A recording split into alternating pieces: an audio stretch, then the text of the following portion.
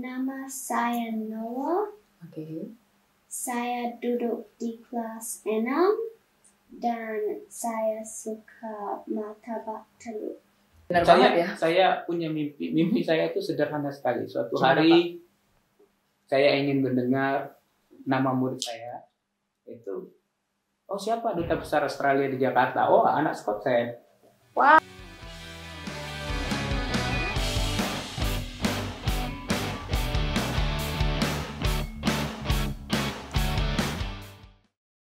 Halo teman-teman, hari ini Agustina Revina bersama tim KJRI Sydney Podcast mendatangi langsung sekolah Scott Head Public School. Jadi untuk Sydneysiders ataupun yang tinggal di Queensland dan di South Australia mungkin never heard about Scott Head area. Jadi itu bisa dibilang Scott Head ini dibilang bisa desa karena sangat kecil, tapi di sini terutama di Scott Head itu punya sekolah public school yang ada bilingual. Which is Indonesian dan bahasa Inggris untuk metode pengajaran kepada murid-murid di sini. Dan kali ini tim KJRI Sydney hadir ke sekolah Scott Head dalam rangka program Indonesia Goes to School 2020. Dan tentunya program ini for your information kepada para pendengar kita sudah ada sejak tahun 2017 yang diinisiasi oleh KJRI Sydney. Nah mungkin untuk para pendengar podcast yang menonton melalui kanal YouTube bisa melihat kalau di sebelah saya sudah ada dua narasumber. Yang satu ini adalah gurunya, dan yang satu lagi ini adalah muridnya.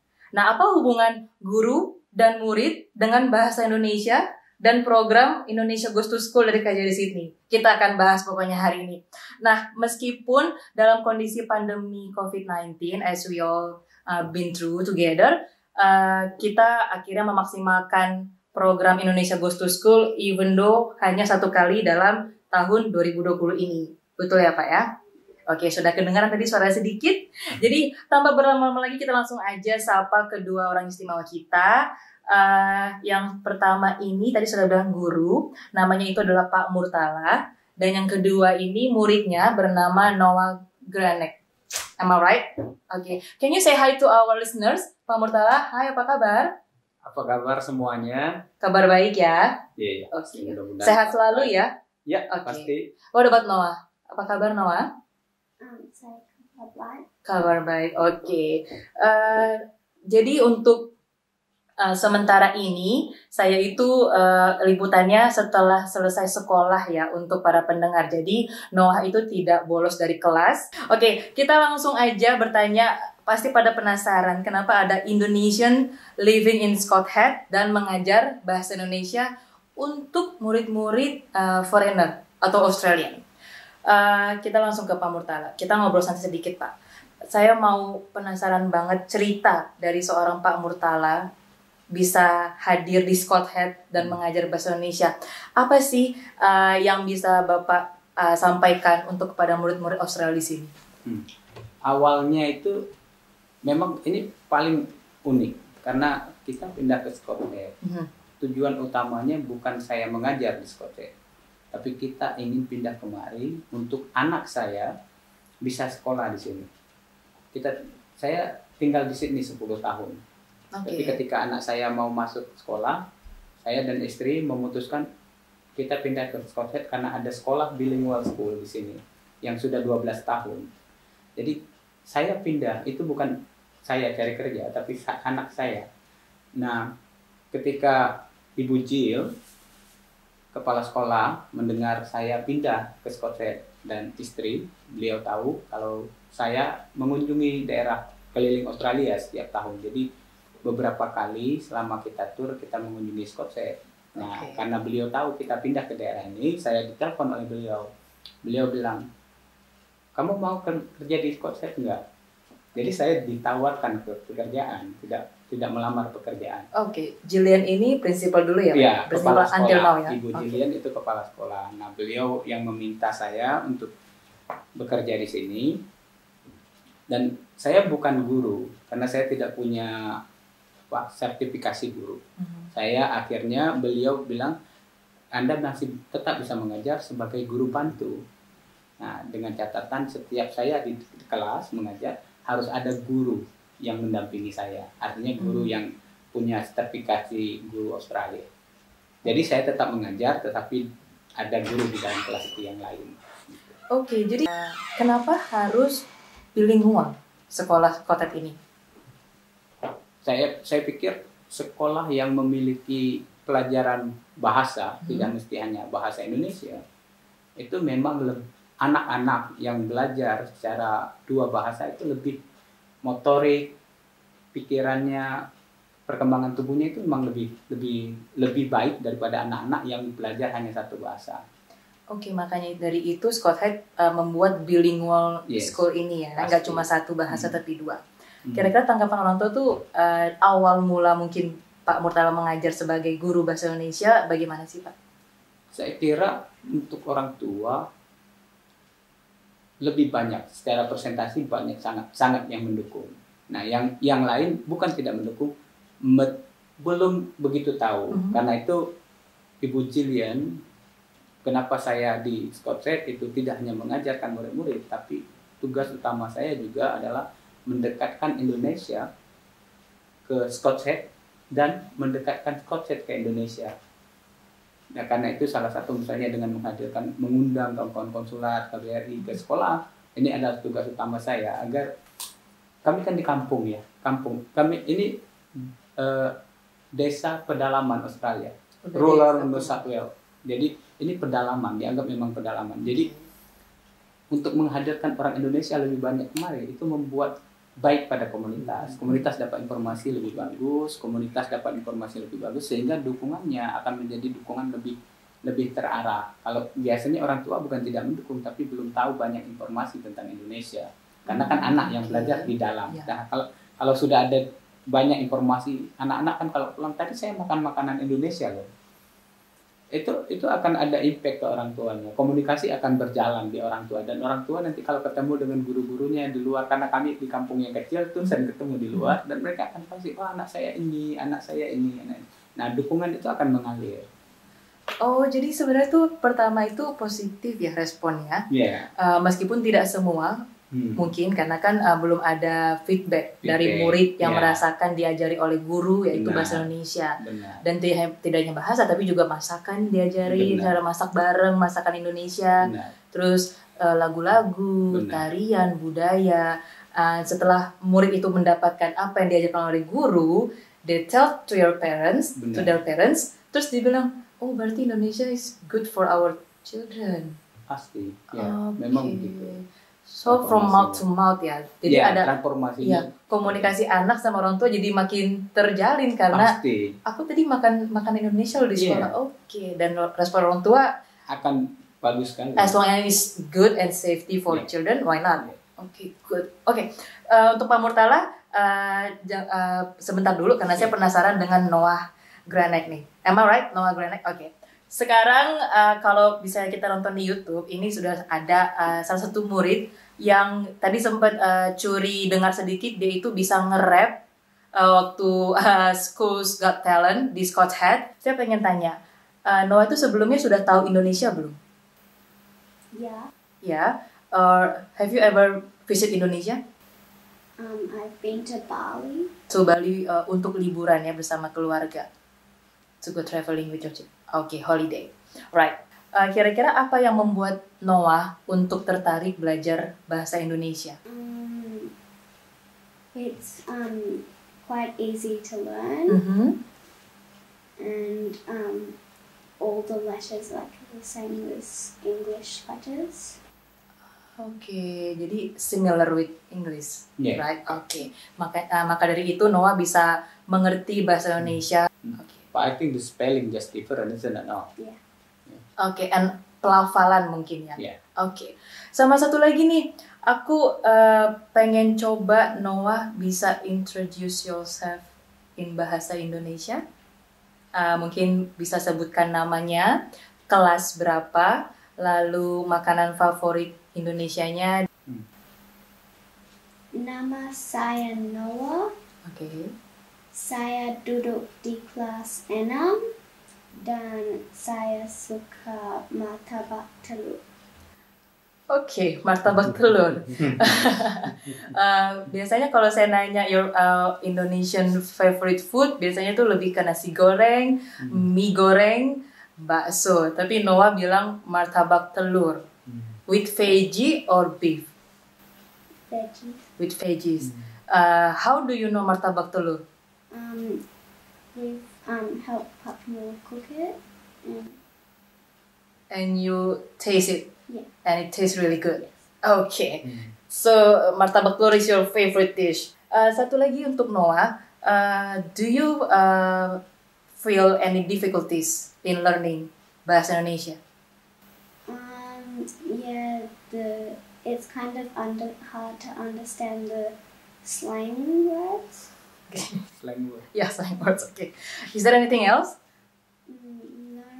Okay, just the slang words Yeah. that you don't understand. Okay, good. Thank you Noah. Lu itu sangat pengalaman yang berharga karena Noah sendiri ternyata sangat responsif ya selama belajar di kelas ya ternyata. Oh ya, luar biasa. Banyak anak-anak yang punya kemampuan luar biasa dan mengasah diri mereka di luar kelas. Gimana sih, kurang paham tuh mengasah Artinya, diri di luar kelas? Mereka belajar di kelas, tetapi mereka juga ketika mereka pulang di rumah, mereka belajar sendiri. Dan itu ketika mereka kembali itu biasanya memberikan kejutan-kejutan kepada guru, karena gurunya kan tiba-tiba belum mengajar, anaknya udah bisa. Oh, jadi itu metodenya tuh saling sharing ya? Sharing, ya. Misalnya ada sisternya di kelas 3, Yeah. ada Noah di kelas 6, they share the pelajarannya ya? Yeah. Oke, bisa diceritakan nggak seperti apa contohnya? Misalnya di kelas Noah kelas 6 ya. Noah kelas 6. Ya, di kelas 5 dulu Lior kelas 5 ya. Di kelas 5 itu kita mengajarkan lagu Abang Tukang Bakso. Hanya anak kelas 5 yang belajar lagu ini. Tiba-tiba suatu hari saya mendengar anak kelas 6 itu sudah menyanyikan semua lagu Abang Tukang Bakso. Anak kelas 4 juga bisa menyanyikan lagu Abang Tukang Bakso. Nah, kita kan di sekolah kaget ya, artinya surprise, bangga gitu. Kenapa sih anak-anak bisa menyanyikan? Ternyata tidak hanya karena mereka beradik kakak, tapi teman-teman yang satu kelas ketika keluar main-main, mereka mengajarkan temannya yang lain untuk menyanyikan lagu itu. Akhirnya semua sekolah bisa menyanyikan lagu Abang Tukang Bakso. Wow, luar biasa sekali. Berarti tidak ada gap antara senior and junior. Tidak ada. Jadi gurunya pun effortlessly mengajarkan either itu lagu ataupun tarian, pokoknya berbau bahasa Indonesia ya. Benar. Ya kalau di sini karena kita bisa bilang satu-satunya bilingual school di Australia untuk bahasa Indonesia dan Inggris. Jadi metodologi yang kita lakukan adalah metodologi pendekatan secara emosional. Pendekatannya memang kadang-kadang anak-anak mau belajar tentang makanan, kita masak makanannya di sini. Kita pernah masak bakso, pernah masak nasi kuning, pernah masak sate. Jadi banyak pelajaran memasak. Lalu kemarin itu ketika Hari Indonesia, anak-anak semua ikut lomba makan kerupuk, lari bakyak. Jadi semua hal yang berkaitan dengan Indonesia itu tidak bisa dipelajari, tidak hanya bisa dipelajari secara teori, tapi dilakukan secara praktek. Right. Nah, untuk menghadirkan Indonesia itu. Okay. Dan in a fun way, of course. Oh iya, pasti harus. Jadi bisa langsung teresap dengan baik. Benar. Tidak hanya di dalam kelas, tapi outdoor activities juga dilakukan. Iya, benar. Oke, sebagai informasi bagi para pendengar podcast KJRI Sydney, performance murid-murid dari Scott Head Public School yang sempat viral, kalau misalnya pada penasaran bisa cari, mereka sempat nyanyi salah satu lagu di Petualangan Sherina, bahkan sempat di-post oleh Sherinanya sendiri di akun Instagramnya pada tahun 2019. Juga di tahun 2020, even kita lagi dalam kondisi pandemi, mereka menyanyikan lagu Rumah Kita secara virtual ya Pak ya. Dan itu sempat mendapat respon yang sangat positif di laman sosial media. Oh iya, bagus sekali. Dan Rumah Kita itu kayaknya untuk kelasnya Noah ya, Yona. Can you sing Rumah Kita? Yeah, maybe Mungkin can you sing Noah a little bisa bit menyanyi for me, sedikit. for our listeners, please? You can sing together with me. Yep. Nyanyi dengan saya. Hanya Hanya bilik bambu tempat tinggal kita, tanpa hiasan, tanpa lukisan, beratap jerami, beralaskan tanah. Memang semua ini punya kita, memang semua itu milik kita sendiri. Great, oh my Ini god. nggak pakai latihan. Nggak pakai latihan ya. Langsung Maaf ya, Noah bacaan. impromptu. Nah, tapi ini luar biasa. Artinya Oke. memang itu ada di kepalanya mereka. Dan masih ingat ya. Oh iya. Ini untuk para pendengar podcast, ini benar-benar nggak di setting, Iya. bukan gimmick. Saya langsung nanya Noah, can you sing Rumah Kita? Dan dia bisa dan masih hafal sampai sekarang. Dan ini itu mereka pelajari 3 bulan yang lalu. Jadi kira-kira 3 3 bulan bulan mereka lalu. nggak nyanyi. Sebelum 17-an Iya. Agustus. Oke. Dan yang tadi mengenai yang abang tukang bakso itu ternyata sempat di-record waktu menyambut kedatangan kunjungan Presiden Joko Widodo ke Iya, Canberra benar. ya. Benar. Dan langsung viral. Oh, Viral banget. Dan everybody knows Scott Head Public School, Iya. bilingual school ini. Good job untuk para teachers, luar biasa. Lalu menurut Pak Murtala sendiri, apa aja sih yang menjadi tantangan baik secara general, secara umum dalam mengajar bahasa Indonesia? Ya tantangannya memang adalah bagaimana kemudian anak-anak ini bisa terus menggunakan kemampuan skill mereka untuk berbahasa Indonesia setelah tamat sekolah. Oke. Nah, kita paham karena ini kan primary school, nanti di high school tidak ada bilingual school, yang ada hanya pelajaran bahasa Indonesia dan itu hanya 1 kali seminggu. Nah, kita punya harapan ini dan ini tantangan besar karena itu kepala sekolah Bu Jilian mencoba berkomunikasi dengan KBRI dan KBRI bagaimana kelanjutan anak-anak ini, karena kita harapannya anak-anak ini juga bisa sekolah di SMA yang juga bilingual school sehingga kemampuan berbahasa Indonesia ini akan menjadi Tetap lebih ya, terasa bagus makin bagus. karena kan ada permasalahan besar adalah anak-anak yang tamat dari Scotland masuk ke high school bercampur dengan anak-anak tamatan dari sekolah lain, belajar bahasa Indonesia itu dari awal lagi, yang kemudian kan nggak mungkin kalau harus belajar 1 sampai 10 kalau mereka sudah bisa berhitung sampai 1 juta misalnya. Nah, ini tantangan bagaimana kemudian sekolah juga punya keinginan besar untuk menyambung ini tahapannya ke atas lebih yang sama dengan mereka. Oke, kalau saya boleh tahu nih, apakah sudah ada lulusan dari bilingual school ini yang melanjutkan tingkat pendidikan yang mungkin di sekolah bilingual? Atau tidak ada sama sekali, belum ada di daerah sini. Oke, jadi mereka harus move. Itu Tidak pun move, tidak menggaranti ya, karena Tidak. tidak ada lagi bilingual Tidak school. ada lagi. Alright. Jadi di levelnya high school tidak punya. Oke. Yang ada hanya di levelnya primary school.